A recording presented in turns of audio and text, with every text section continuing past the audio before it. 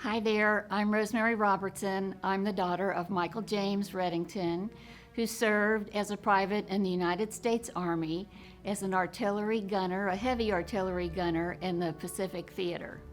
When my father was in the Pacific Theater, after several years of combat, he contracted malaria, and so he had to be removed from the front. So he, in effect, got saved by a mosquito.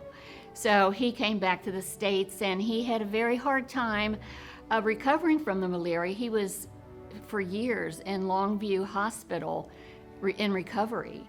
So once he did recover, he was discharged from the Army. So he went back to his hometown, Cincinnati, Ohio, and started a family. And I'm the one veteran in the family, so I've carried on the tradition.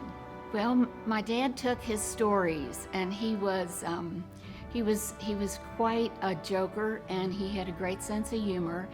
And he would tell us the stories, but he made them so they had a little bit of an optimistic kind of funny, personal kind of touch to them about the men he served with and the different conditions they were under, which were pretty grim. But he always made light of it, and he was always known for his jokes and his storytelling about the war. I think just his outlook on life and how funny he was, despite having an experience of World War II. My favorite stories are World War II stories. I love reading about World War II because that was the last great war. It was easy to know who were the good guys and who were the bad guys. Let me tell you a little bit about my father and my relationship. He was a hard worker. He was a union carpenter, and he worked hard during the day. And I remember him helping me with softball practice, and he was our greatest coach, and he was our greatest supporter in every little thing. And so all of us 4 kids, whatever we did was fine with him, and all 4 of us went to college. Me on the GI Bill, and he was very proud of us. So he had a wonderful life because he was so proud of his kids. Let me think about one special time with my dad.